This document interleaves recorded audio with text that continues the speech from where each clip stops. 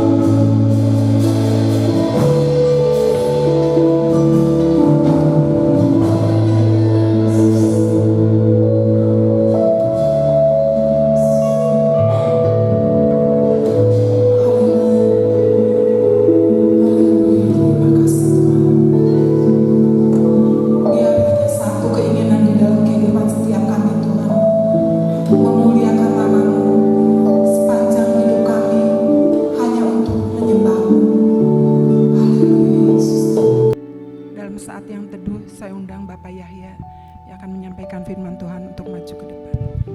Mari kita berdoa.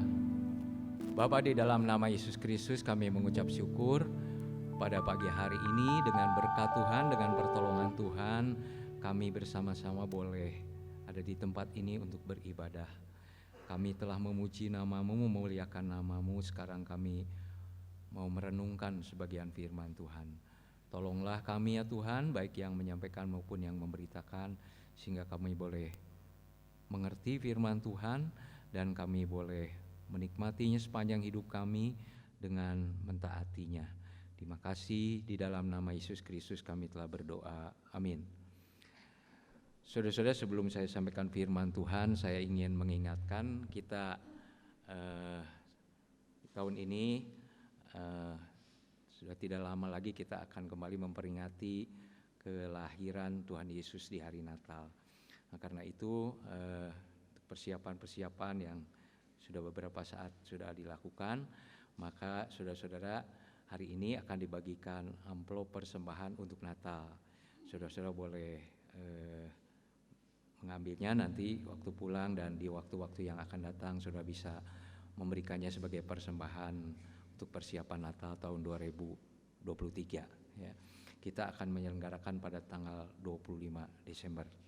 Itu saja saudara-saudara, kita tetap doakan. Rencananya kita akan gabungan ya.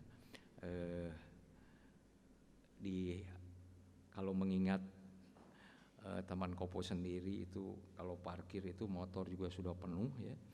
Jadi di sini tempat untuk ibadahnya sebetulnya masih memadai, tapi parkirnya yang susah. Karena itu kita mungkin akan menyelenggarakan di luar, meminjam gedung, dan kemudian pada tanggal-tanggal tersebut juga masih masa-masa kampanye ya.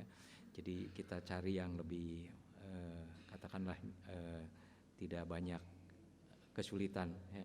Kita akan menyelenggarakan bersama dengan Taman Koto kembali, sudah lama kita tidak melakukannya. Tahun 2023 ini kita sama-sama kembali. Itu saja saudara, tetap doakan supaya semuanya bisa berjalan dengan baik. Kita akan sama-sama kembali merenungkan firman Tuhan. Mari saudara-saudara, kita akan merenungkan firman Tuhan. Kita akan baca satu ayat Roma 8 ayat 39b ya. Ada di warta saudara. Mari, ini merupakan statement ya, tapi statement itu sebetulnya bukan statement kita, tapi statement Rasul Paulus ya. Nah, nanti setelah kita merenungkan ini, kemudian kalau saudara meyakini, ini menjadi keyakinan kita ya. Kita baca bersama-sama. Tidak akan dapat memisahkan kita dari kasih Allah yang ada dalam Kristus Yesus Tuhan kita. Nah, judulnya, tak satu pun dapat memisahkanku dari kasih Allah. Tak satu pun dapat memisahkanku dari kasih Allah.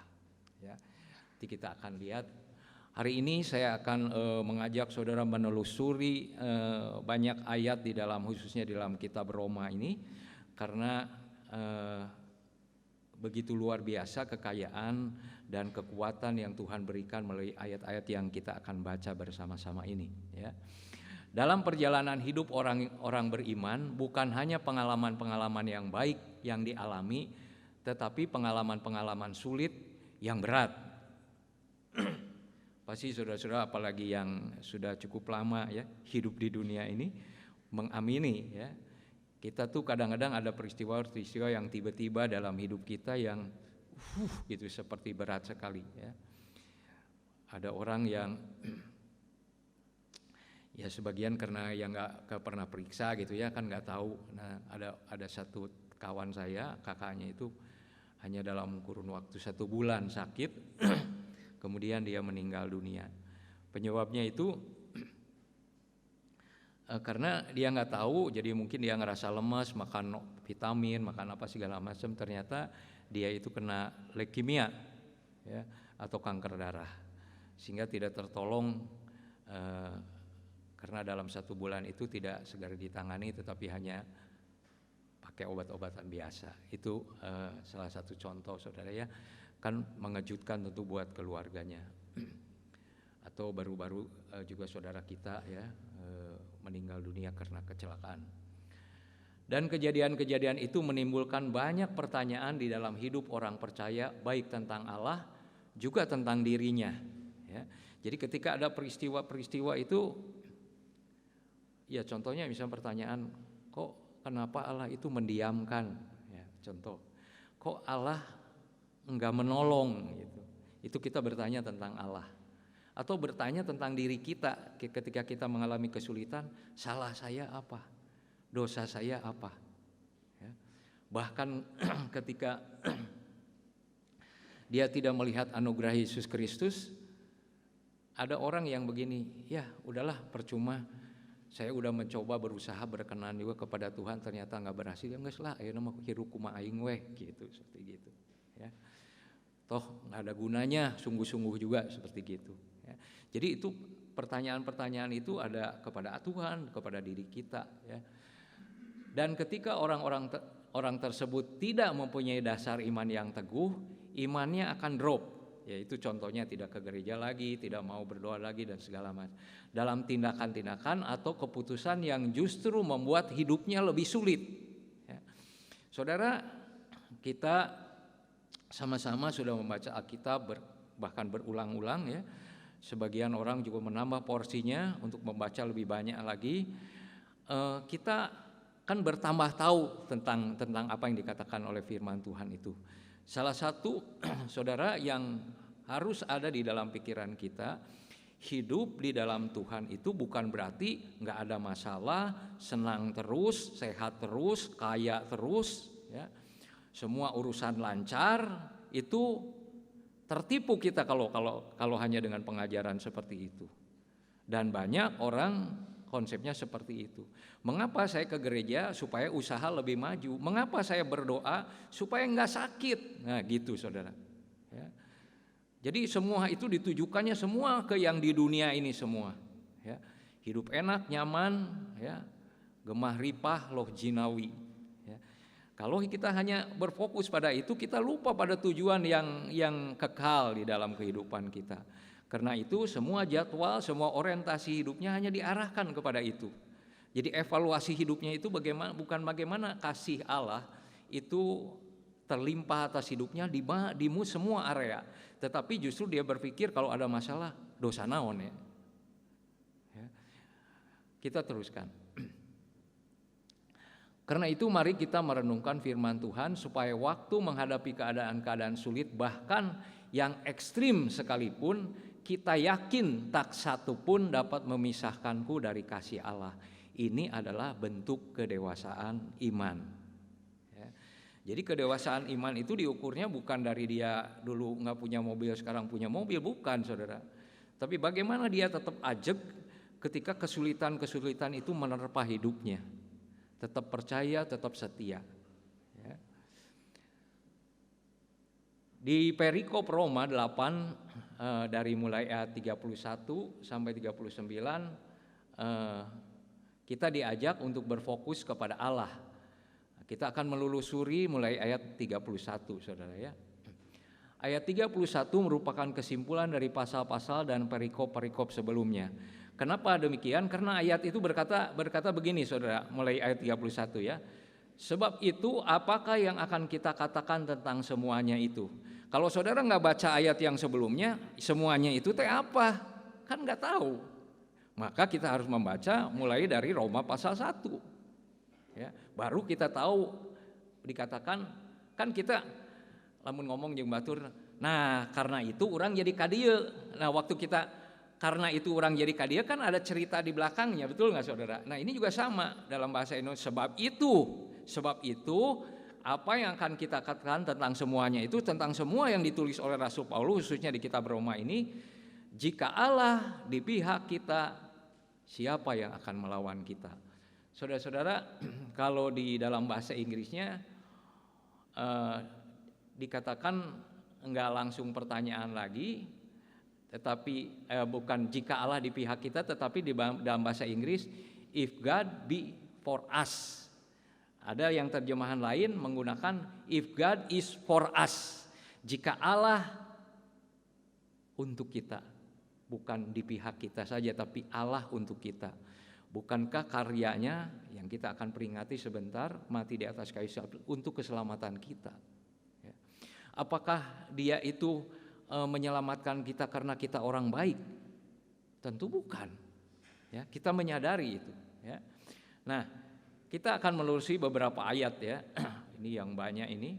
Mulai dari Roma pasal 3 ayat 23.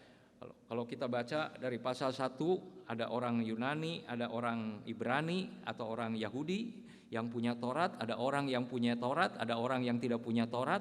Semuanya pada akhirnya disimpulkan oleh Rasul Paulus di Roma 3:23 bahwa semua orang, mau bangsa apa saja, mau Israel atau non Israel, mau Yunani, ya, semuanya itu sudah berbuat dosa. Ya.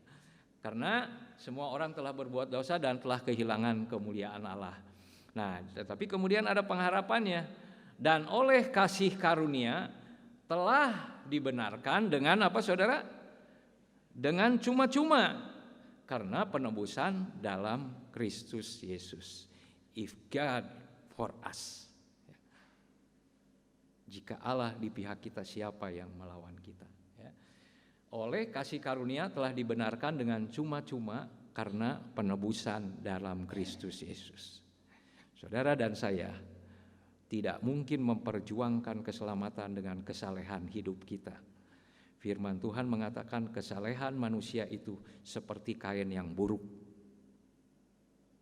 Ya. Sesaleh-salehnya kita, saudara tahu dikatakan oleh firman Tuhan di zaman Rasul Paulus ini, saudara, Rasul Paulus berkata begini, aku sangat sedih, sangat prihatin dengan kaum sebangsaku.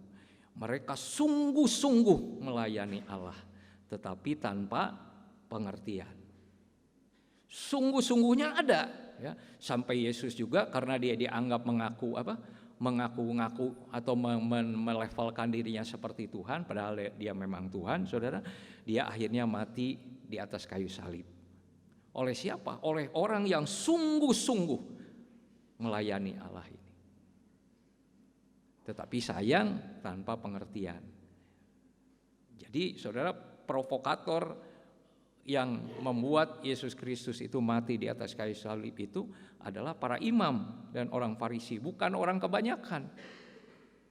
Orang-orang yang beragama. Orang-orang yang pada waktu itu dikatakan saleh. Makanya firman Tuhan di bagian lain mengatakan kalau perilaku kita itu tidak melebihi orang Farisi, kita tidak akan masuk kerajaan sorga. Artinya kalau kita hanya mengadopsi kedisiplinan hidup secara agamawi tetapi kemudian tanpa mengerti maknanya, tidak akan diselamatkan. Kita puji Tuhan, Alkitab kita bukan hanya sampai melayaki, tapi Alkitab sekarang kita sampai wahyu. Kita mengerti bagaimana kasih karunia Allah untuk setiap orang yang mau percaya kepadanya. Dan oleh karena kasih karunia telah dibenarkan dengan cuma-cuma karena penebusan Yesus Kristus. Karena penebusan Yesus Kristus. Roma 4 ayat 5 dan 6. Tetapi kalau ada orang yang tidak bekerja, namun percaya kepada Dia yang membenarkan orang durhaka, imannya diperhitungkan sebagai kebenaran. Tidak bekerja untuk keselamatan, namun kepadanya dia membenarkan, namun percaya kepada Dia yang telah membenarkan orang durhaka, yaitu Kristus itu, imannya diperhitungkan menjadi kebenaran. Seperti juga Daud menyebutkan berbahagia orang yang dibenarkan Allah bukan berdasarkan perbuatannya. Saudara, kalau kita menjadi orang Kristen yang hanya berdasarkan perbuatan, kita bisa munafik, saudara. Perbuatannya kita buat sebagus-bagusnya, tapi dasar hatinya tidak ada. Tetapi kalau ketika orang percaya kepada Yesus, hatinya diubahkan. Dia mungkin terlihat ada kelemahan, kekurangan, ketidakmampuan, tetapi Allah ada di pihak dia, karena dia sudah dibenarkan. Bukan berarti Allah berpihak kepada orang berdosa, tetapi Allah berpihak kepada orang-orang yang menjadi beriman kepada Dia. Roma 5 ayat 8, 9 dan 10. Akan tetapi Allah menunjukkan kasih-Nya kepada kita oleh karena Kristus telah mati untuk kita ketika kita masih berdosa. Kembali ayat ini diingatkan. Saudara, kita diselamatkan bukan setelah kita jadi baik, setelah kita persembahannya mencukupi jumlahnya, baru ini dibenarkan oleh Tuhan. Tetapi dikatakan, akan tetapi Allah menunjukkan kasih-Nya oleh karena Kristus yang telah mati ketika kita masih berdosa. Lebih-lebih karena kita sekarang telah dibenarkan oleh darah-Nya, kita pasti akan diselamatkan dari murka Allah. Murka Allah sudah ditanggung sama siapa, saudara? Murka Allah sudah ditanggung sama siapa? Sama Yesus. Cawan murka Allah. Ya. Kita pasti akan diselamatkan dari murka Allah. Sebab jikalau ketika masih seteru, ketika masih musuh, diperdamaikan dengan Allah oleh kematian anaknya, bukan oleh perbuatan kita, oleh kematian anaknya. Lebih-lebih kita yang sekarang telah diperdamaikan pasti akan diselamatkan oleh hidupnya. Jadi diulangi saudara, di sini pasti akan diselamatkan dari murka Allah. Pasti akan diselamatkan oleh hidupnya. Hidupnya itu nyahnya pakai huruf besar, yaitu hidupnya Kristus. Kita mah udah percaya masih ada cacat celahnya, saudara. Yesus Kristus, kata firman Tuhan, kata kitab Ibrani, dia dicobai seperti kita tapi dia tidak berbuat dosa. Karena itulah dia bisa menebus hidup kita. Seandai kata waktu itu Yesus juga berdosa ketika dicobai, maka juru selamat itu bukan itu. Tetapi karena Yesus Kristus sudah mati bagi kita, dia yang saleh, dia yang tidak ada cacat celahnya, menebus kita yang berdosa, memenuhi syarat, saudara. Ya. Jadi sebab itu apa yang akan kita katakan? Jika Allah di pihak kita, siapa yang akan melawan kita? Kita lihat apa yang sudah dikerjakan oleh Yesus bagi kita. Roma 6 ayat 3 sampai 5 kemudian ada 18. Atau tidak tahukah kamu bahwa kita semua yang telah dibaptis dalam Kristus telah dibaptis dalam kematiannya? Sudah dibaptis, kita dibaptis dalam kematiannya. Dengan demikian kita telah dikuburkan bersama-sama dengan dia oleh baptisan dalam kematian. Supaya apa, saudara? Kita baca sama-sama. Supaya sama seperti Kristus telah dibangkitkan dari antara orang mati oleh kemuliaan Bapa, demikian juga kita hidup di dalam hidup yang baru. Kenapa? Karena kan yang lamanya sudah dikuburkan dalam kematian, dalam upacara baptisan itu. Dan kemudian bangkit seperti Kristus dalam kemuliaan kita. Juga sama, bangkit. Ya. Kemudian ayat 5. Sebab jika kita telah menjadi satu dengan apa yang dengan kematiannya, kita juga akan menjadi satu dengan apa yang sama dengan kebangkitannya. Ayat 18, kamu telah dimerdekakan dari dosa dan menjadi hamba kebenaran. Kamu telah dimerdekakan dari dosa dan menjadi hamba kebenaran. Nah, kemudian saudara ngelihat ke diri kita, dimerdekakan dari dosa dan menjadi hamba kebenaran. Yuk kita berpikir, jangan lama-lama, dalam waktu seminggu aja, seminggu dari hari Senin kemarin sampai hari ini. Kira-kira saudara bebas dari melakukan dosa enggak? Dari pikiran, dari ucapan, ya, dari tindakan. Siapa yang dalam satu minggu ini tidak berbuat dosa sedikit pun? Ada?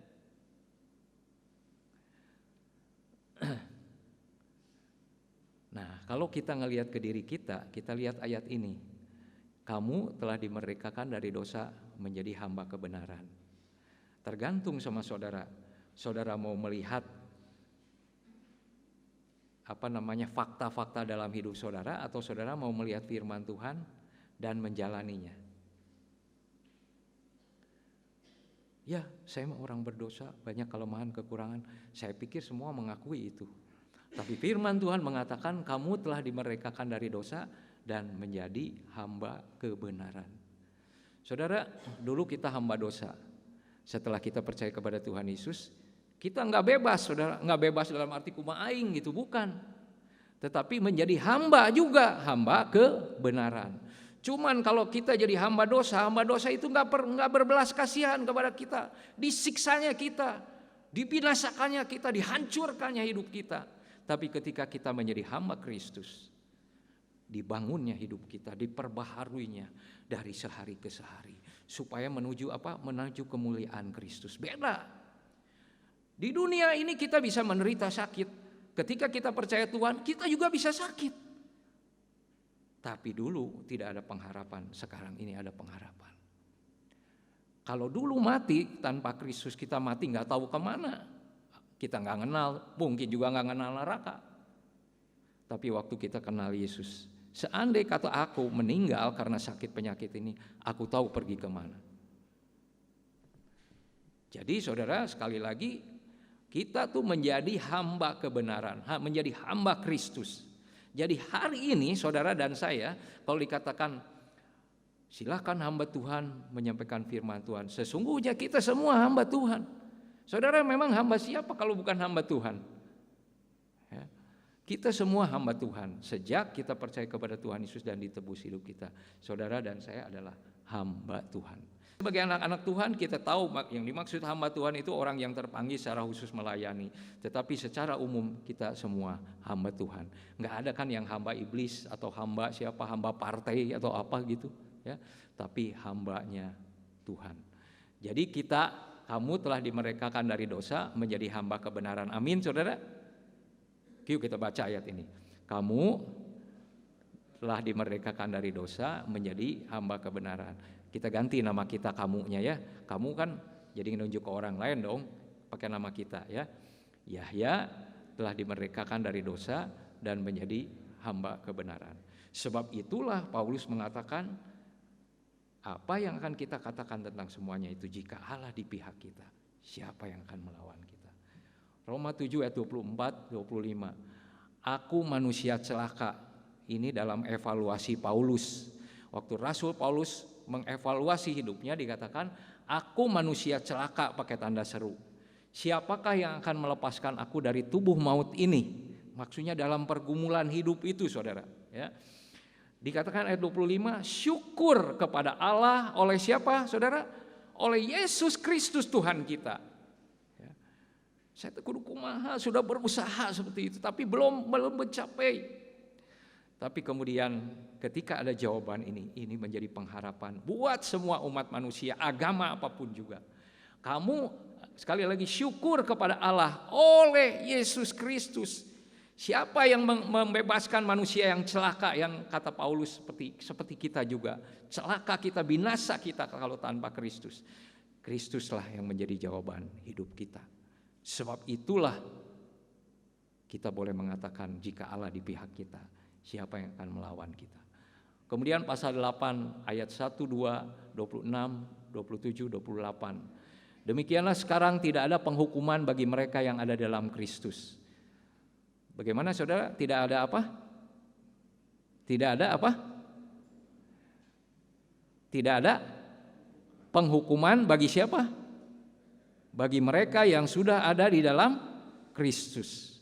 Bagi mereka yang sudah ada di dalam Kristus. Kenapa kita tidak lagi ada hukuman? Karena Yesus Kristus sudah dihukum karena kita. Saudara, kalau saya pergi ke restoran, saya datang, kemudian ada teman saya, karena ini pernah kejadian ya. Saya kemudian dia udah makan duluan, saya baru makan, dia selesai pulang duluan, saya pulang duluan, oke, saya lagi makan dengan istri saya. Kemudian waktu saya mau bayar, parantos Pak, kok rencangan anu tadi, atur nuhun atuh ya. Saya tidak begini, enggak, saya mau bayar sendiri. Kenapa saya merasa terhina ini? Kenapa dibayarin? Masa gitu reaksi saya, saudara? Ya. Tapi banyak orang yang masih seperti keselamatannya masih begitu, saudara. Masih diperjuangkan sama dia, mau bayar sendiri. Karena itu kadang-kadang nanti akan merasa terhukum lagi. Padahal firman Tuhan mengatakan, demikian sekarang tidak ada penghukuman bagi mereka yang ada dalam Kristus Yesus. Itu ayatnya begitu. Ya kalau saudara merasa Ada dosa, ada salah, ya minta ampun kepada Tuhan. Bukan berarti kalau nggak ada hukuman ya udah aja berdosa terus. Bukan begitu cara berpikirnya. Ya, kita bersyukur bahwa di dalam Kristus kita tidak ada lagi penghukuman. Tetapi bukan berarti nyiar-nyiar hukuman, saudara. Ya. Roh yang memberi hidup telah memerdekakan kamu dalam Kristus. Tadi Kristus telah memerdekakan kita. Sekarang Roh yang memberi hidup memerdekakan, Roh Kudus maksudnya, memerdekakan kamu dalam Kristus dari hukum dosa dan hukum maut. Ayat 26, demikian juga Roh membantu kita dalam kelemahan kita, sebab kita tidak tahu bagaimana sebenarnya kita harus berdoa. Roh membantu, tetapi Roh sendiri berdoa untuk kita kepada Allah dengan keluhan-keluhan yang tidak terucapkan. Dan Allah yang menyelidiki hati nurani mengetahui maksud Roh itu, bahwa Ia sesuai dengan kehendak Allah berdoa untuk orang-orang kudus. Kita tahu sekarang bahwa Allah turut bekerja dalam segala sesuatu untuk mendatangkan kebaikan bagi mereka yang mengasihi Dia. Saudara mengasihi Yesus enggak? Saudara mengasihi Yesus enggak? Saya pikir kalau saudara tidak mengasihi Yesus, ngapain ke sini ya? Bahwa Allah turut bekerja dalam segala sesuatu untuk mendatangkan kebaikan bagi mereka yang mengasihi Dia. Siapa? Yaitu mereka yang terpanggil sesuai dengan rencana Allah. Saudara, dalam keadaan sukar, hidup kita dalam keadaan sukar, Allah turut bekerja untuk mendatangkan kebaikan. Saudara, iblis menggunakan hal-hal yang baik, yang enak di dalam hidup kita, bukan untuk kebaikan kita, untuk menghancurkan hidup kita. Di antaranya ketika hidup saudara sudah lebih nyaman, sudah lebih enak, saudara, kemudian saudara mulai kurang berdoa, kurang baca Alkitab, ibadah merasa nggak penting karena toh nggak berdoa juga sekarang mah mobil ayah, duit ayah, kemana ayah, saudara. Kemudian saudara, kenyamanan itu justru dibuat iblis, dikerjakan iblis, disupport saudara sepertinya untuk apa? Untuk menghancurkan iman kita. Tetapi ketika ada sesuatu yang berat di dalam hidup kita, ketika kita ada di tangan Allah, semua yang berat-berat, yang sulit itu dibuat Allah supaya mendatangkan kebaikan bagi kita semua. Nah, itu bedanya, saudara. Ya, kalau saudara meyakini, biarlah saudara ketika dalam keadaan sukar sekarang, saudara mungkin meneteskan air mata, bukan mengasihi diri sendiri, tetapi saudara berkata begini, Tuhan, aku yakin seburuk-buruknya hidupku, sesusah-susahnya hidupku, seberat-beratnya sakitku ini, Tuhan sedang merencanakan kebaikan bagi hidupku, supaya aku menjadi serupa dengan Kristus. Ya, kita teruskan lagi, saudara. Jadi ayat 31 itu, jika Allah di pihak kita, maka siapakah lawan kita? Dosa terutama, maut terutama, sebelumnya itu sudah dikalahkan. Ketika Yesus mati di atas kayu salib, itu maut sudah dikalahkan. Ayat 32, Roma 8:32, ayat yang tadi ayat 31, sekarang ayat 32. Yesus telah diserahkan bagi kita semua. Yang lainnya pasti dikaruniakan. Ini kesimpulan saya. Kita baca ayat 32. Ia yang tidak menyayangkan anaknya sendiri, tetapi yang menyerahkannya bagi kita semua, bagaimanakah mungkin Ia tidak mengaruniakan segala sesuatu kepada kita bersama-sama dengan Dia? Kita ulang baca bareng, saudara. Ia yang tidak menyayangkan anaknya sendiri, tetapi menyerahkannya bagi kita semua, bagaimanakah mungkin Ia tidak mengaruniakan segala sesuatu kepada kita bersama-sama dengan Dia? Nah, seringkali ayat ini hanya disoroti bagian terakhirnya, saudara. Bagian terakhirnya, bagaimana mungkin Ia tidak mengaruniakan segala sesuatu kepada kita bersama-sama dengan Dia? Kemudian saudara punya penerjemahan, punya tafsirannya, segala sesuatu itu apa? Ya. Usaha maju, tara gering, harta bertambah terus, kan segala sesuatu. Kembali lagi, hidup kita itu mau kemana tujuannya, saudara? Hidup kita itu tujuannya mau kemana? Ya. Kalau dipikir gini saudara, ada orang Kristen, ada non-Kristen. Ada orang Kristen kaya, ada non-Kristen lebih kaya. Ada orang Kristen baik, ada orang non-Kristen yang lebih baik dari orang Kristen. Jadi bukan itu. Ya. Kalau ada orang, wah puji Tuhan ya, dia sejak rajin ke gereja, dia maju usahanya, itu bukan cara kesimpulan orang Kristen, saudara. Ya. Nanti orang Kristen yang baru melayani atau mulai aktif di gereja kemudian banyak masalah, kemudian kita menyimpulkannya apa ini?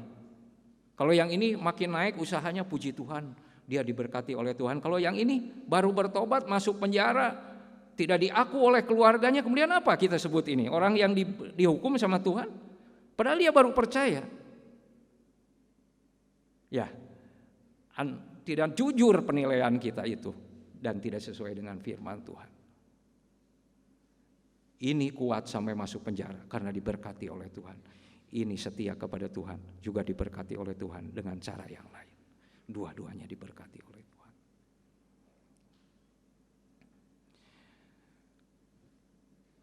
Jadi kembali lagi saudara, yang fokus kita itu jangan di situnya dulu. Iya, Allah yang tidak menyayangkan anaknya sendiri, tetapi menyerahkannya bagi kita semua. Menyerahkannya bagi kita. Jadi kita lihat Tuhan itu udah kerja apa, udah melakukan apa buat kita. Allah, karena demikian Allah mengasihi dunia ini sehingga dia telah mengaruniakan anaknya yang tunggal. Sehingga barang siapa yang percaya kepadanya tidak binasa, melainkan beroleh hidup yang kekal. Teruskan lagi saudara, ini konsep Yahudi itu cara berpikirnya begini saudara ya. Kalau kita mungkin agak berbeda ya, tapi saya mempelajari literatur ini begini. Kalau orang Yahudi itu berpikir seperti ini, kalau yang terbaik sudah dikasih, itu pasti yang lainnya kasih. Itu konsepnya. Kalau mungkin kalau orang kita ada yang udah yang terbaik kasih nya nu sejana maulah tuh lebar ya geus nu paling alus nu sejana menjajang urang gitu.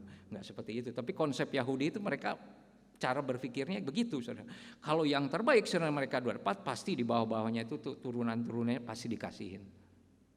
Ya, pasti dikasihin seperti gitu. Sebetulnya kita kepada Tuhan, kalau kita percaya sungguh-sungguh, dikasihnya seluruh hidup kita, dipersembahkannya hidup kita ini hanya kepada Tuhan. Karena seperti Tuhan memberikan kepada kita tidak ada cadangan, kita memberi diri kepada Tuhan juga tanpa cadangan. Baru cengli itu namanya saudara. Ya.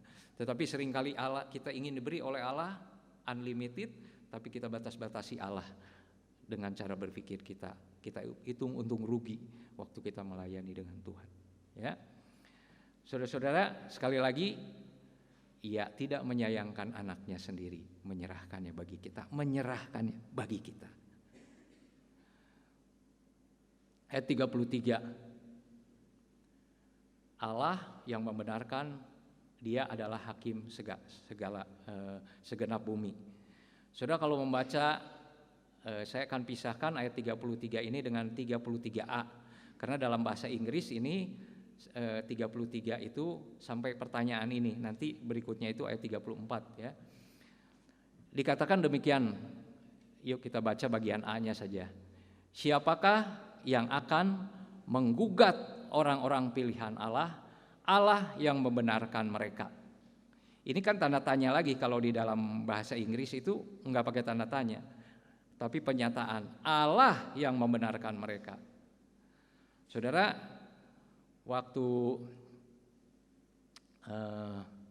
Abraham berdoa ya kepada Allah soal penghukuman Sodom Gomora itu, apakah Allah akan menghukum orang benar bersama dengan orang fasik?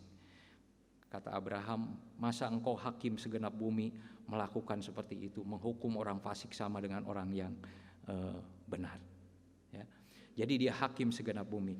Saudara, ada kata yang menarik di sini, siapakah yang akan menggugat orang-orang pilihan Allah? Kalau istilah menggugat itu saudara, biasanya kalau surat kita cerita suratnya sudah ada. Misalkan akte kepemilikan rumah. Ya. Tiba-tiba ada yang menggugat surat yang udah punya ini. Digugat. Ya. Bahwa ini nggak benar berdasarkan ini sebetulnya pemiliknya si ini. Menggugat itu sesuatu yang sudah ada, Kemudian ini tidak disetujui, itu menggugat namanya. Untuk konteks hukum Indonesia, gugatan itu bisa mulai dari peradilan tinggi, tingkat kota, tingkat provinsi, dan kemudian sampai akhirnya nanti di Mahkamah Agung. Kalau Mahkamah Agung sudah memutuskan tanah ini milik si A, maka nggak bisa ada lagi gugatan, karena itu adalah upaya hukum yang tertinggi. Nah sekarang kalau saya dan saudara sudah dibenarkan oleh Allah, hakim segenap bumi. Kalau kita cerita hakim, konteks Indonesia, hakim itu penentu kesalahan atau tidak salah. Kan ada jaksa, ada panitera, ada pembela, ya. Tapi terakhir itu keputusan itu pada hakim. Dan ketika hakim mengatakan ini orang benar. Kenapa orang benar? Karena anakku Yesus Kristus sudah mati bagi dia. Dan firman bukan, siapakah yang akan menggugat orang-orang pilihan Allah? Allah yang membenarkan. Allah yang membenarkan. Mungkin manusia masih menuduh kita. Allah yang membenarkan. Reg-reg bukan, saudara? Kalau di sekolah nih, misalkan suatu kali saya di kelas, umpama saya anak SD kelas 5. Terus kemudian ngeloyor keluar, ketahuan sama wali kelas saya. Kamu mau apa? Lagi belajar kok keluar? Nah, seperti gitu.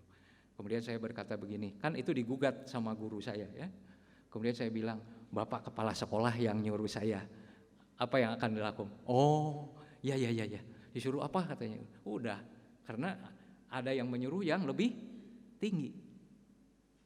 Sekali lagi saudara, siapakah yang akan menggugat orang-orang pilihan Allah? Nah, kembali juga ada satu kata yang indah di sini, pilihan Allah. Saudara, ayat ini memberitahu kepada kita bersyukur bahwa Tuhan memilih kita untuk diselamatkan.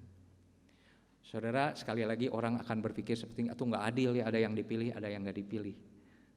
Kembali saudara, kita berpikir tentang diri kita bandingkan dengan Allah. Saudara mau pilih istri, bebas nggak? Bebas nggak? Bebas kan? Saudara mau pilih tinggal di mana, bebas nggak? Bebas. Boleh nggak saya? Jangan tinggal di situ, tinggalnya di sini. Nggak boleh di situ, tinggal di sini. Ya. Untuk anak-anak masih bisa oke, tapi kalau udah dewasa kan nggak bisa. Mereka menentukan, apalagi sudah berkeluarga. Nah, pertanyaannya begini, saudara. Kalau saudara boleh milih dengan bebas, kok Allah nggak boleh milih gitu? Jadi yang Allah itu siapa? Yang punya kewenangan lebih tinggi itu siapa gitu? Ya kan? Walaupun di sisi lain kita tahu bahwa Allah tidak menghendaki satu orang pun untuk binasa. Tapi kalau orangnya milih mau binasa, ya bagaimana lagi? Kan dia udah pilihannya dia. Ada orang saudara mengikut Tuhan sekian lama jadi majelis, jadi pengerja ya. Kemudian nggak tahu bagaimana keadaannya, tiba-tiba dia jadi saksi Yehova. Saksi Yehova bukan menginjili orang yang di luar Kristus, malah menginjili anggota gereja yang dulu sama-sama dia jadi majelis. Istilahnya itu. Mengojok-ojok supaya pindah jadi saksi Yehova. Ya. Jadi kita lihat di sini pilihan Allah. Siapa yang menggugatnya? Allah yang membenarkan mereka.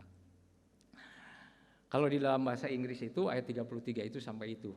Nah, makanya saya langsung pisahkan, kita akan melihat ayat berikutnya. Saya mengajak saudara membaca Roma pasal 5 ayat 18, 19, 20, 21. Sebab itu sama seperti oleh satu pelanggaran semua orang beroleh penghukuman. Jadi ini kronologisnya di Rasul Paulus memberitahu. Demikian pula oleh satu perbuatan kebenaran semua orang beroleh pembenaran untuk hidup. Jadi sama seperti oleh ketidaktaatan satu orang, yang tidak taat satu orang itu siapa saudara? Ada yang tahu nggak? Oleh ketaatan satu orang. Siapa yang tidak taat satu orang itu? Adam. Ya. Semua orang telah menjadi berdosa. Jadi kita berdosa itu kan disebut dosa turunan. Adam yang berbuat dosa, kita ikutan. Ya. Jadi sama seperti oleh ketidaktaatan satu orang semua telah menjadi orang berdosa, demikian pula ini yang jadi pengharapan kita, oleh ketaatan satu orang semua menjadi orang benar. Satu orang ini siapa? Yang kedua ini siapa? Kristus atau Adam kedua, istilah kita beroma, Adam yang kedua. Jadi semua oleh ketaatan satu orang, bukan kita, Yesus Kristus. Oleh ketaatan Yesus Kristus semua orang menjadi orang benar. Oleh ketaatan Yesus Kristus semua orang menjadi orang benar. Tentu yang percaya, yang nggak percaya mah berjuang terus, ya. Masih kurang, ayo terus, harus lebih sungguh-sungguh lagi, terus harus lebih sungguh-sungguh lagi. Sampai nanti mencapai suatu kali dia katakan aku nggak mampu lagi, baru di situ dia akan minta tolong kepada Tuhan. Ya. Tetapi hukum Taurat ditambahkan supaya pelanggaran menjadi semakin banyak, dan di mana dosa bertambah banyak, di sana kasih karunia menjadi berlimpah-limpah. Ini bukan konsep ayat ini, bukan berkata gini, ayo berbuat dosa supaya kasih karunia berlimpah-limpah, bukan gitu. Ini cerita yang yang sebelum hukum Taurat itu, saudara. Ya, supaya sama seperti dosa berkuasa di dalam alam maut, demikian kasih karunia akan berkuasa oleh kebenaran untuk hidup yang kekal oleh Yesus Kristus Tuhan kita. Ayat 33b dan 34. Siapakah yang akan menghukum mereka? Tadi siapa yang menggugat? Orang pilihan Allah yang sudah dibenarkan itu, ya. Sekarang siapa yang akan menghukum mereka? Kan tadi kita udah baca pasal 8 ayat 1 di dalam Kristus. Bagi siapa yang ada dalam Kristus tidak ada lagi penghukuman. Siapakah yang akan menghukum mereka? Ayat 34. Kristus Yesus telah mati. Nah, kalau saudara membaca di dalam bahasa Inggris, di dalam King James Version, kalau kita lihat di dalam bahasa Indonesia, siapakah yang akan menghukum mereka? Tanda tanya. Kemudian Kristus Yesus yang telah mati, tanda tanya. Itu bahasa Indonesia. Tapi kalau dalam bahasa Inggris enggak, saudara, ya. Who is he that condemned? It is Christ that died. Koma. Nah, jadi enggak pakai tanda tanya. Jadi menjelaskan kan pertanyaan, siapa yang akan menghukum mereka? Jawabnya tidak ada. Sama dengan ayat yang tadi, ayat 31. Kalau Kristus di pihak kita, siapa lawan kita? Enggak ada. Ini juga siapa? Siapa yang akan menghukum kita? Tidak ada. Karena Kristus yang sudah mati bagi kita. Kristus sudah mati bagi kita, bahkan lebih lagi ia telah bangkit, juga duduk di sebelah kanan Allah, yang malah menjadi pembela bagi kita. Sekarang Yesus, ya saudara, sekarang kita di dunia ini masih ada pergumulan-pergumulan yang harus kita hadapi setiap hari. Kalau kita nggak dibela sama Tuhan, habis kita, saudara. Nah, dikatakan dia mati, dikatakan oleh firman Tuhan, dia sendiri memikul dosa kita di dalam tubuhnya. Ia sendiri memikul dosa kita.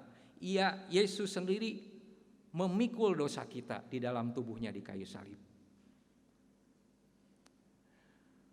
Bahkan lebih lagi, ia telah bangkit. Kalau dia hanya mati dan kemudian tidak bangkit, ya sudah. Kata firman Tuhan 1 Korintus pasal 15, ngapain kita ada di sini semua? Ya. Lebih baik kita makan, minum, dan kemudian kita mati, katanya. Itu kata Rasul Paulus. Tetapi yang terjadi sesungguhnya adalah Yesus bangkit. Karena Yesus bangkit, saudara, kita punya pengharapan. Ada lagunya, karena Yesus bangkit kita punya hari esok. Hari esok itu bukan hari Senin, hari Selasa, hari Rabu, yang minggu yang akan datang. Tapi hari esok itu sampai kekal. Sampai kita kembali. Kelak kalau kita dipanggil oleh Tuhan, kita akan kembali di dalam kekekalan. Ya. Jadi saudara, pembela ini juga artinya, kalau saudara lihat di dalam bahasa Inggris itu intercession for us. Jadi menjadi sama, itu digunakan dengan Roma pasal 8 ayat 27, kemudian kitab Ibrani 8 ayat berapa ini? Ibrani 7 ayat 25. Itu sama, dari kata yang sama, diterjemahkan beda-beda dalam bahasa Indonesia, tetapi diterjemahkan sebagai pendoa syafaat. Jadi Yesus ada di sebelah kanan Allah Bapa. Dia bukan berarti selesai karyanya itu, selesai karya keselamatannya, tetapi dia menyempurnakannya dengan apa? Dengan menjadi pendoa syafaat buat kita. Sebab itu saudara, kalau saudara tidak suka berdoa, Yesus berdoa buat saudara, kita ini benar-benar nggak tahu diri saudara.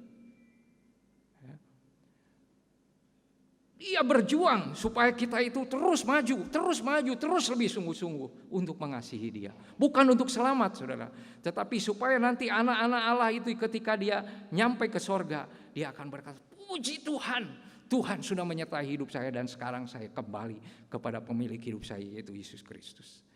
Jangan sampai saudara ke sorga tuh waktu masuk ke sorga begini saudara, aduh untung abus ke sorga, sukan teh moal guys, ampir-ampiran.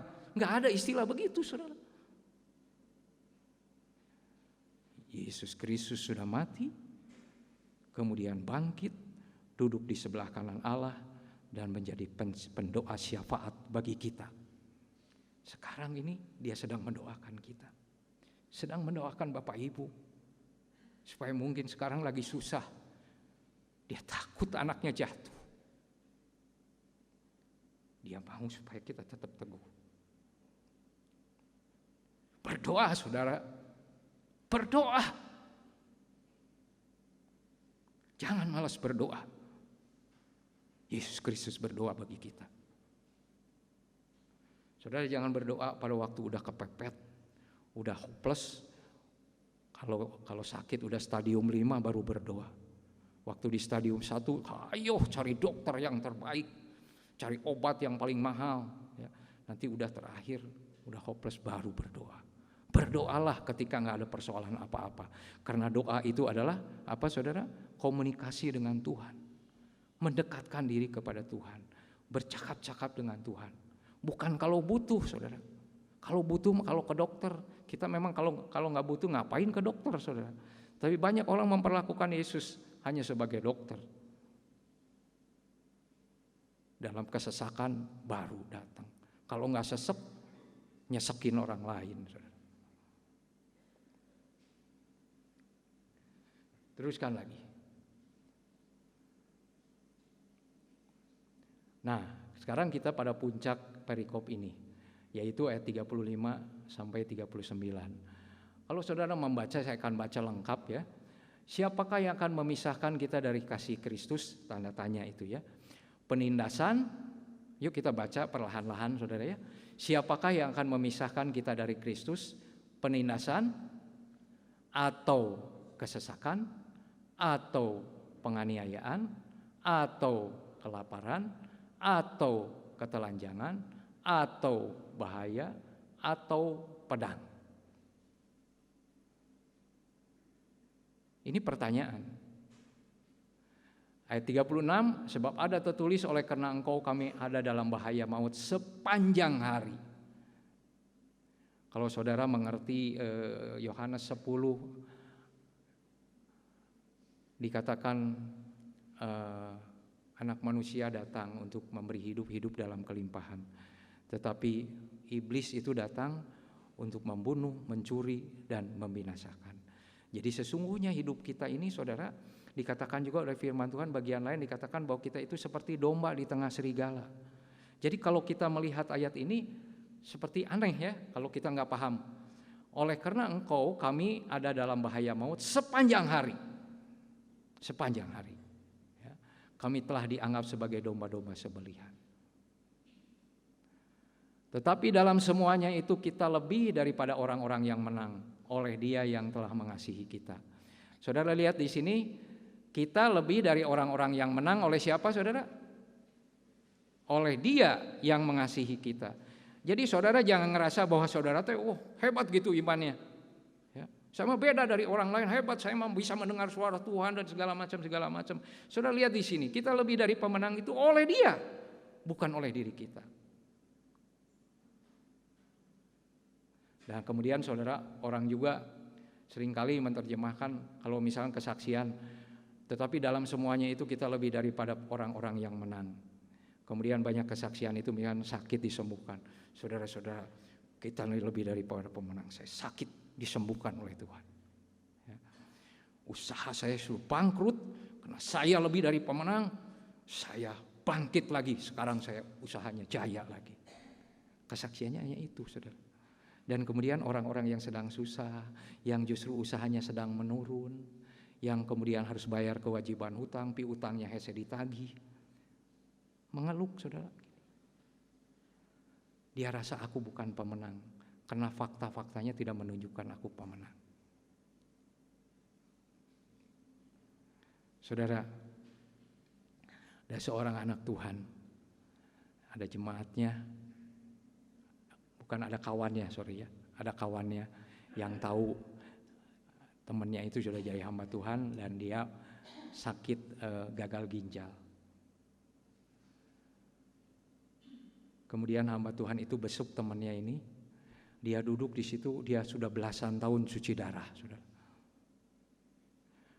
Umurnya lebih muda dari hamba Tuhan ini, yang besuk ini. Tapi penampilannya jauh lebih tua. Kemudian hamba Tuhan ini duduk di samping tempat tidurnya dan dia seperti teman Ayub itu. Gak ada satu kata pun dikatakan. Karena hamba Tuhan ini mau ngomong apa, mau menguatkan apa. Dia belasan tahun cuci darah.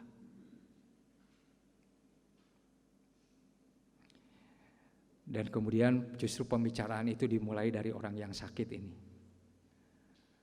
Dia tepuk. Kamu bingung kan mau ngomong apa? Kemudian dia ngomong lagi begini, saudara. Saya juga bingung kepada Tuhan. Kemudian dia berkata begini, tapi saya tahu Tuhan sayang sama saya.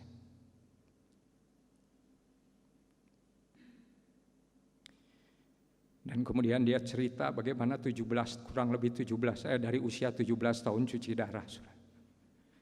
Bagaimana dia lebih mengenal Allah. Bagaimana dia lebih cinta kepada Allah. Kemudian hamba Tuhan itu pulang dan berkata, saya tahu saya yang dikuatkan bukan kamu. Saya yang dikuatkan. Saudara, kalau saudara tertipu, puji Tuhan, saudara bukan penipunya.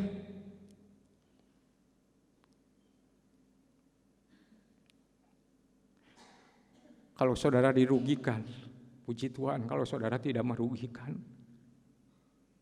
sekalipun karena itu saudara menderita.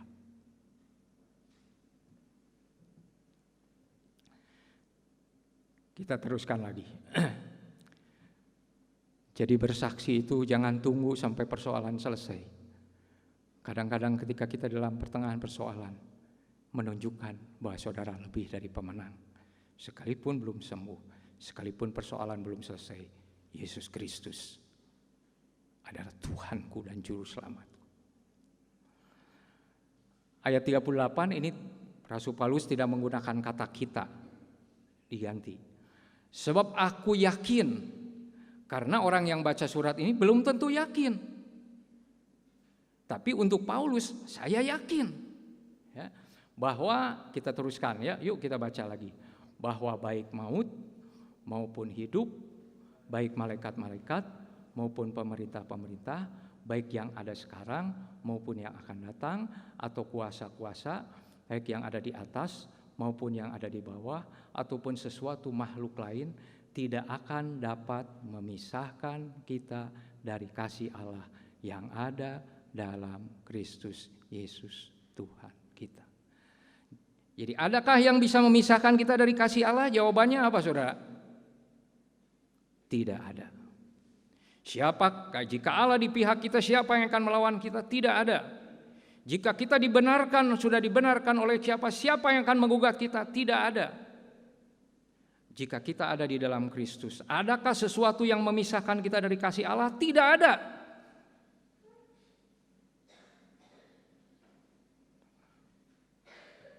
Saudara, menjadi orang Kristen tidak imun dari kesulitan. Sekali lagi saudara, kalau pengen menjadi orang Kristen yang tanpa kesulitan, maaf saudara, itu bukan Kristen. Alkitab menunjukkan itu. Daniel masuk lubang singa. Sadrah, Mesah, Abednego masuk perapian, dapur perapian. Rasul Paulus digebukin, masuk penjara. Stefanus dirajam. Tapi memang tidak semua harus jadi Stefanus, tidak semua harus jadi Petrus. Tetapi kita semua mengalami hal-hal itu. Gelap dengan terang tidak mungkin bersatu. Kalau gelap dengan terang sampai bersatu berarti kompromi. Dan kompromi itu adalah dosa. Kita akan melihat Roma pasal 5 ayat 2, 3 dan 4. Dan oleh kita juga beroleh jalan masuk, ini wawasan tentang kesengsaraan. Beroleh jalan masuk oleh iman kepada kasih karunia itu. Di dalam kasih karunia itu kita berdiri dan kita bermegah dalam pengharapan dan menerima kemuliaan Allah. Ayat itu enggak sampai situ. Dan bukan hanya itu saja, kita malah bermegah juga dalam kesengsaraan kita. Jadi kita bermegah itu bukan hanya di dalam Kristus, dalam iman kita bermegah di dalam kesengsaraan. Itu tentu sulit saudara, bermegah di dalam kesengsaraan. Sama dengan yang habis cuci darah ini berpuluh-puluh tahun. Aku bingung dengan Tuhan, tapi aku percaya. Melalui ini, aku yang dulu mengandalkan kekuatan sendiri, sekarang aku tahu bahwa aku tidak berdaya. Aku tidak perlu tahu mengenal Tuhan, tapi setelah dalam keadaan seperti ini, aku ingin lebih tahu siapa juru selamatku itu. Karena sekarang ada waktu untuk membacanya.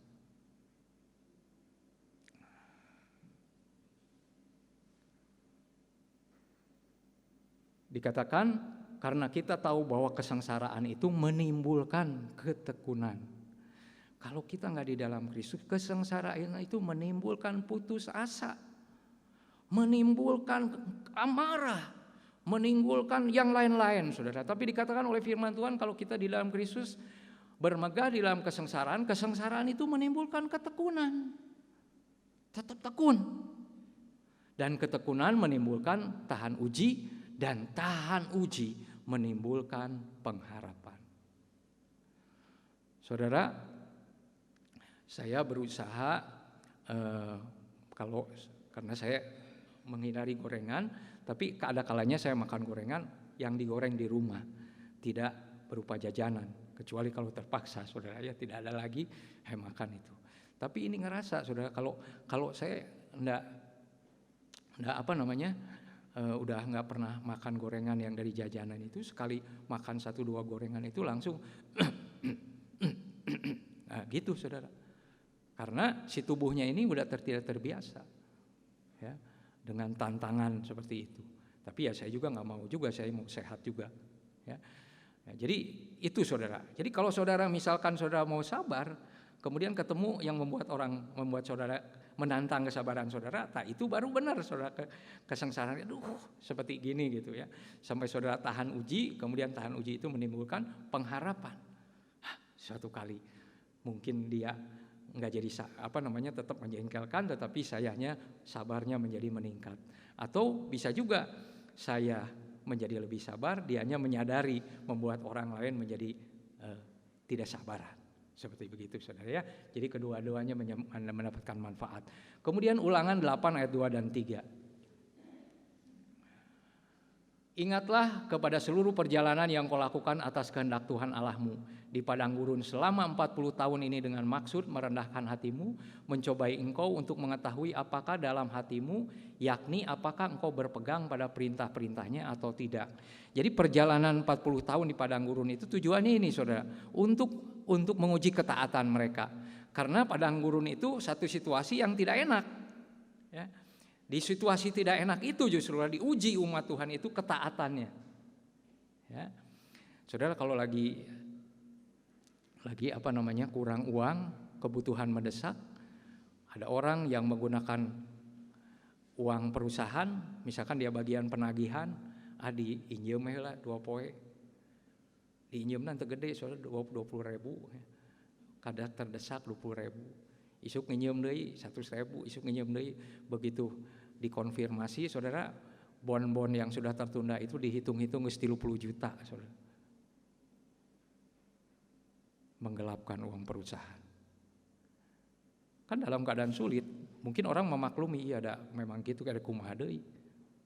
Tapi kan kesulitan berikutnya dia urusan dengan polisi karena dia menggelapkan uang perusahaan. Betul tidak saudara? Ya. Jadi atau ketaatan kita itu diujinya bukan lagi semua enak saja. Ya. Tetapi ketika dalam kesulitan-kesulitan kehidupan ini kita tetap diuji untuk taat kepada Tuhan. Ayat 3. Jadi ia merendahkan hatimu. Nah ini salah satu supaya selain ketaatan Tuhan menguji supaya orang Israel itu rendah hati. Dikatakan jadi ia merendahkan hatimu, membiarkan engkau lapar, memberi engkau makan mana yang tidak kau kenal dan juga tidak dikenal oleh nenek moyangmu, untuk membuat engkau mengerti bahwa manusia hidup bukan dari roti saja, tetapi manusia hidup dari segala yang diucapkan Tuhan.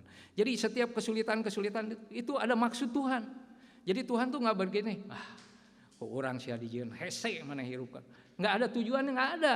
Tuhan itu melakukan atau mengizinkan sesuatu yang terjadi yang sulit dalam hidup kita itu ada tujuannya, ada maknanya. Sebab itu jangan cepat-cepat pengen skip, cepat-cepat pengen selesai. Nanti dulu apa maksud Tuhan dalam keadaan seperti ini dalam hidup kita.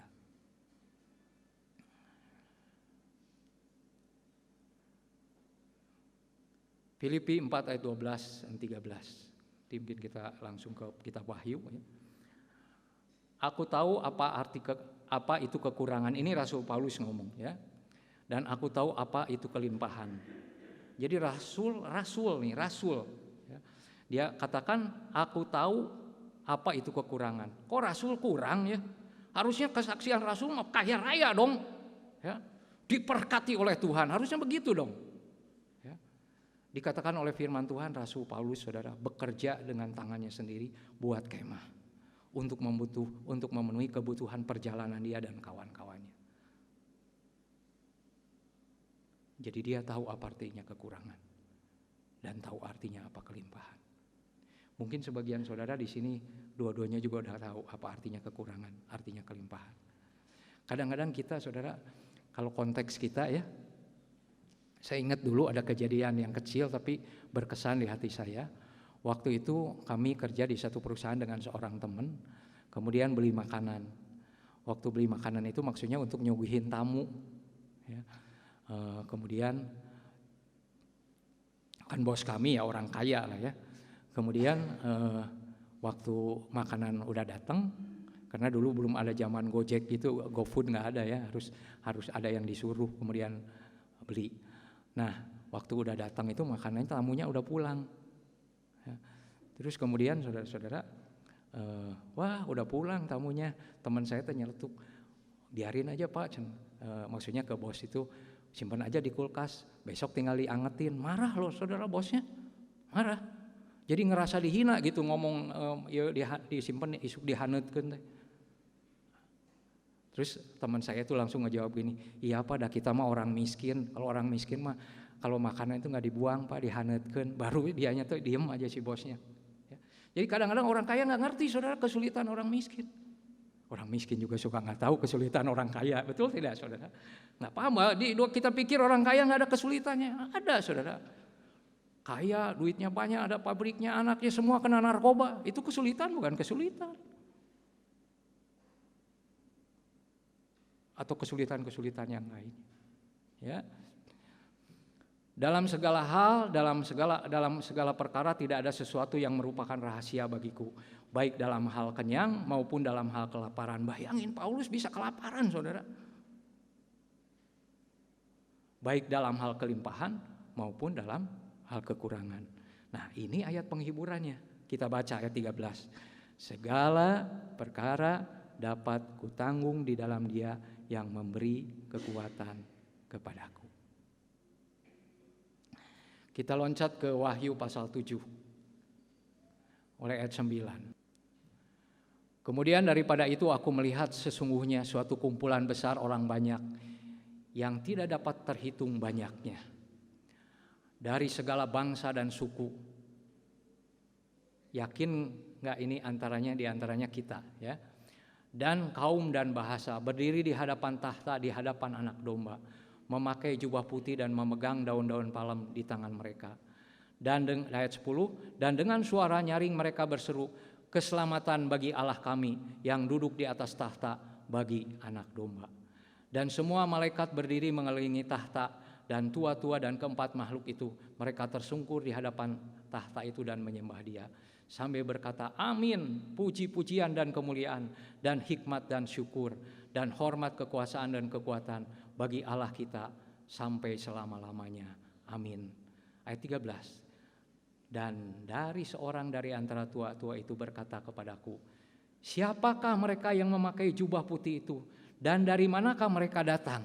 Jadi ini kan penglihatan Yohanes ya, Rasul Yohanes. Jadi pada waktu lihat orang baju putih begitu banyak dari segala bangsa itu, mereka nggak tahu ini siapa, dari mana gitu ya. Tapi mereka bukan malaikat ya. Kemudian ayat 14, maka kataku kepadanya, Tuanku, Tuhan mengetahuinya.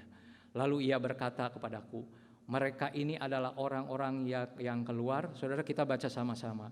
Mereka ini adalah orang-orang yang keluar dari kesusahan yang besar, dan mereka telah mencuci jubah mereka dan membuatnya putih dalam darah Anak Domba. Keluar dari mana, saudara? Kesusahan besar.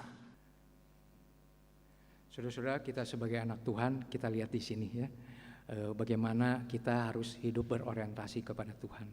Saudara, perhatikan kesimpulan pertama dalam hidup kita, yaitu bagaimana Tuhan itu tidak ada sesuatu yang dapat memisahkan kita dari kasih Allah, karena Dia ada di pihak kita, saudara. Dia sudah membenarkan kita, Dia sudah mati bagi kita, dikuburkan dan bangkit pada hari yang ketiga. Dia kemudian duduk di sebelah kanan Allah, menjadi pendoa syafaat bagi kita. Saudara, Allah Bapa, Allah Anak, Allah Roh Kudus mensupport sepenuhnya hidup kita, supaya hidup kita itu sungguh-sungguh di dalam Tuhan. Tidak ada kata lain yang kita sudah baca dari itu. Dan kesimpulan kedua, saudara, sesusah-susahnya, sesulit-sulitnya saudara, Tuhan Yesus tetap menyertai saudara. Tidak ada apapun juga orang atau suatu keadaan yang memisahkan dari kasih Allah. Saudara, sebagai akhirnya saya akan menutup dengan satu kesaksian, yaitu tentang Fanny Crosby. Saudara, Fanny Crosby ini seorang putri yang dilahirkan di Amerika, dan dikatakan saudara dia mengubah kurang lebih 8.000 lagu ya. Mengubah 8.000 lagu. Dia itu pada waktu umur kurang lebih 9 tahun itu sakit mata. Jadi ada radang di matanya, kemudian diobati oleh dokternya, dan dokternya itu salah memberikan obat. Waktu salah memberikan obat itu kemudian matanya menjadi bengkak, dan terakhir itu menjadi buta di umur 9 tahun. Ya. Dia kadang ada putus asa. Tetapi kemudian saudara, dari keluarga yang mengasihi Tuhan ini, Fanny Crosby bertumbuh menjadi seorang pengarang lagu. Salah satu lagu yang mungkin kita aneh pikir ya, diciptakan oleh Fanny Crosby ini, Ku Berbahagia. Ku berbahagia, yakin teguh.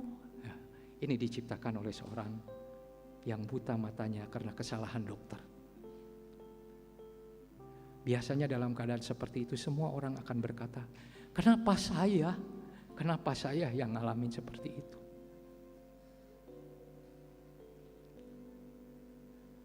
Tapi saudara, saya membaca tulisannya. Dia berkata begini setelah dia dewasa. Seandainya kata saya boleh memilih, saya gak ingin melihat. Biarkan nanti kalau saya kembali kepada Tuhan, wajah pertama yang kulihat adalah wajah Tuhan Yesus. Itu kalau kata Fanny Crosby. Saudara, 8.000 lagu diciptakan, dan lagu-lagu itu masih dinyanyikan sampai hari ini dari seorang Fanny Crosby yang buta oleh karena kesalahan dokter. bukan kesalahan dia. Di mana Tuhan? Kenapa? Apakah Tuhan tidak adil? Apakah Tuhan tidak peduli? Itu bisa menjadi pertanyaan-pertanyaan kita. Dan percayalah, Tuhan Yesus yang mengasihi kita. Tidak ada kasih yang bisa, tidak ada satupun yang bisa memisahkan kita dari kasih Allah. Saudara, kita akan nyanyikan satu pujian, ya. Jalanmu tak terselami.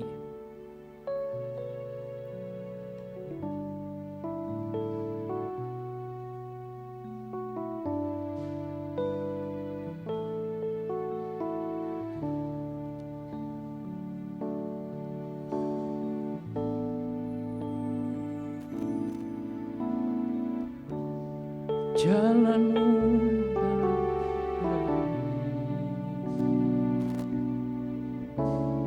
oleh setiap hati kami,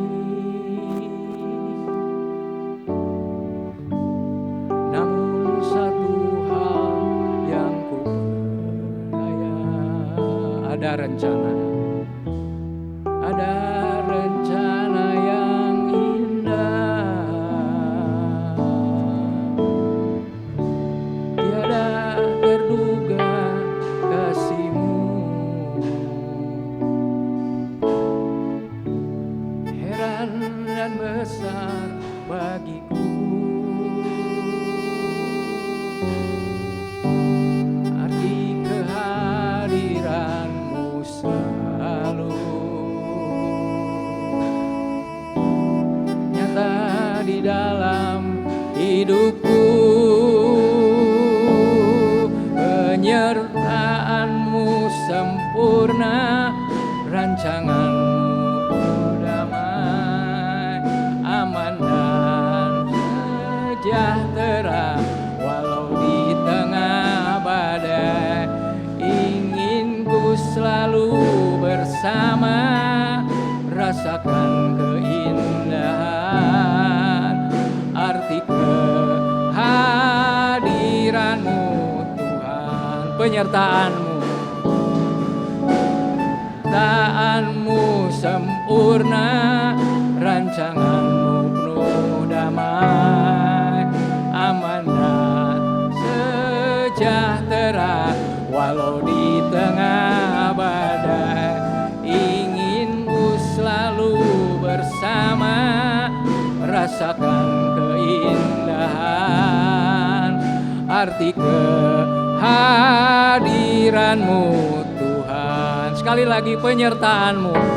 Rekan-rekan yang melayani silahkan ke depan.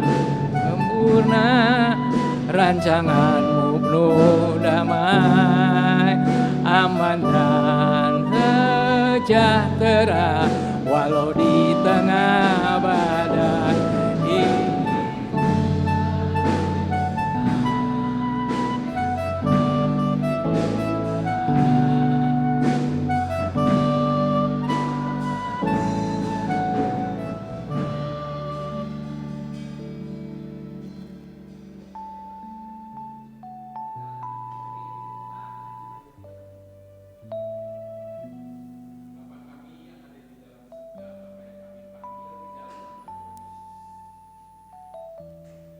kami sangat bersyukur Tuhan, Engkau Allah yang baik, Allah yang begitu mengasihi kami Bapa. Kami saat ini makin mengerti Tuhan, bahwa tidak ada satupun yang dapat memisahkan kasih Bapa dengan kami semua Tuhan. Karena Engkau Allah yang telah berkorban bagi kami, bahkan memerdekakan setiap kami Tuhan, menjadi hamba kebenaran. Biarlah kami Tuhan, di dalam sakramen perjamuan kudus ini Tuhan, kami makin mengerti dan kami menyelami Tuhan arti kasih daripada Engkau Bapa. Dan biarlah setiap hidup kami makin melekat, dan kami mau mengerjakan segala sesuatunya bagi Engkau Bapa. Terima kasih Bapa untuk berkat firman yang telah disampaikan saat ini Tuhan bagi kami. Dan biarlah firman ini menjadi rema dalam hidup setiap kami Tuhan. Bapa, di dalam sakramen perjamuan kudus ini Tuhan, Kau Allah yang akan memimpin dan Kau Allah yang akan memberkati Bapak Gembala Sidang Pak Yahya untuk memimpin perjamuan kudus ini. Dan kami setiap majelis akan Kau berkati juga, kami akan melayani jemaat di tempat ini juga Tuhan. Kau memberkati jemaat yang akan dilayani, dan biarlah kami menerima berkat perjamuan kudus ini Tuhan, dengan berkat yang melimpah daripada Kau Bapa. Dan kami serahkan hanya di dalam nama Tuhan Yesus. Kami telah berdoa dan mengucap syukur. Amin.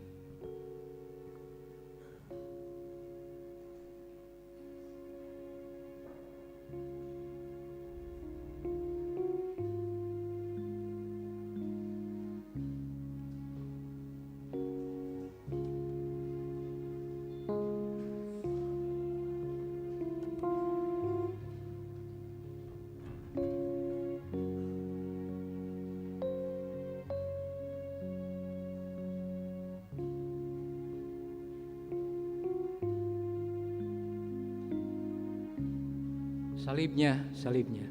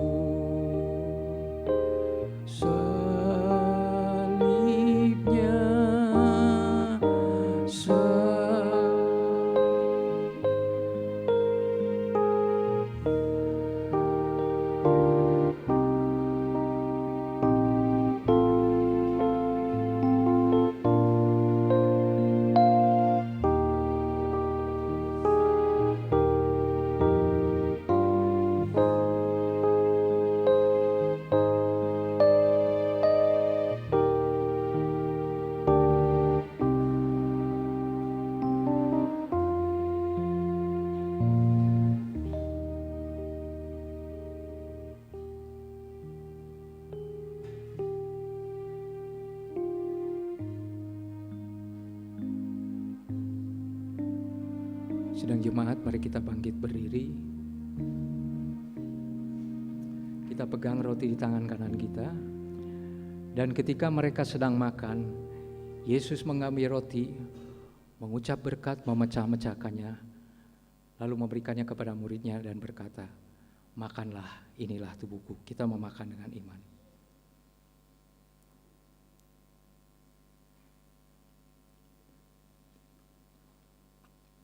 Sesudah itu ia mengambil cawan, mengucap syukur lalu memberikannya kepada mereka dan berkata, "Minumlah kamu semua dari cawan ini, sebab inilah darahku, darah perjanjian yang ditumpahkan bagi banyak orang untuk pengampunan dosa." Kita meminum dengan iman. Beberapa saat kita akan berdoa, bersyukur kepada Tuhan.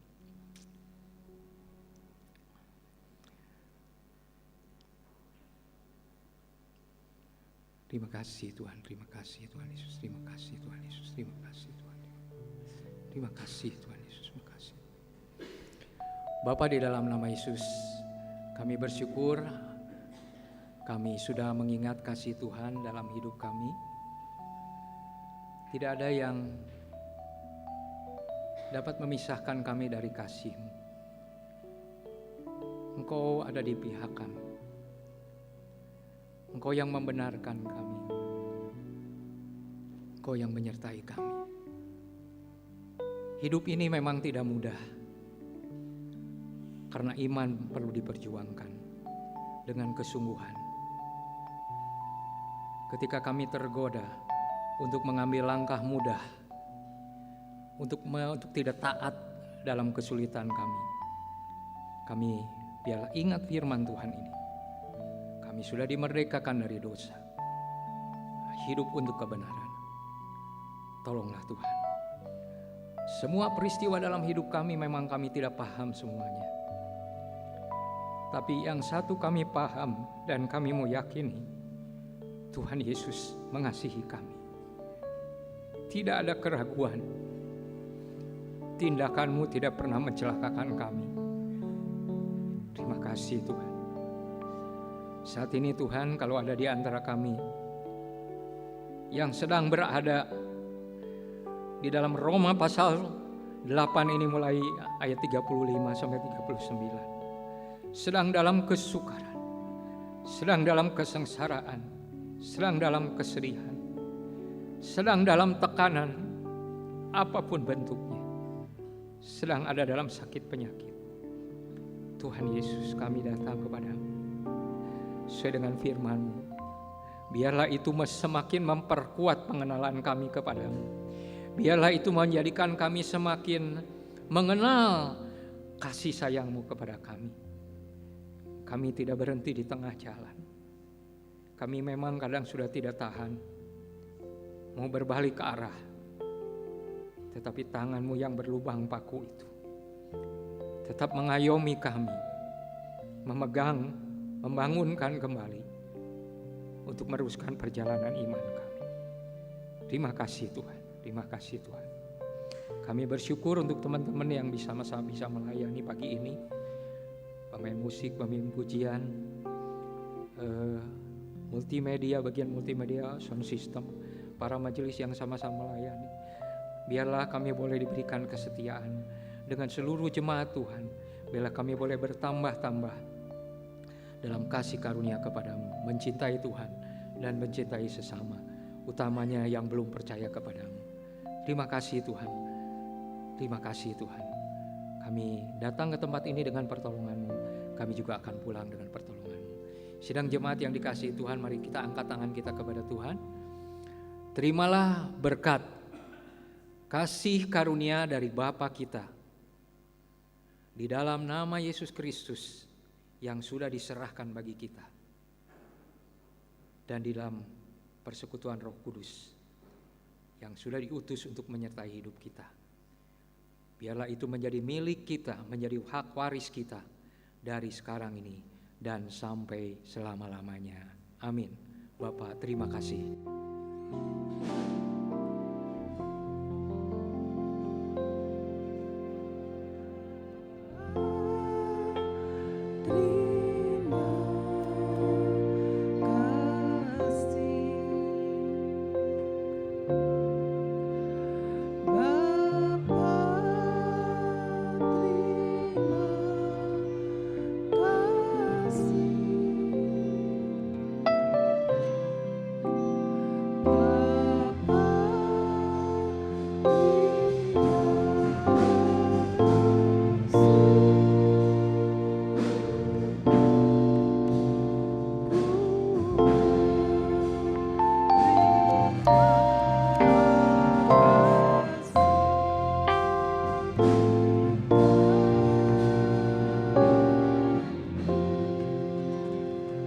Selamat pagi saudara, selamat pulang, Tuhan Yesus memberkati.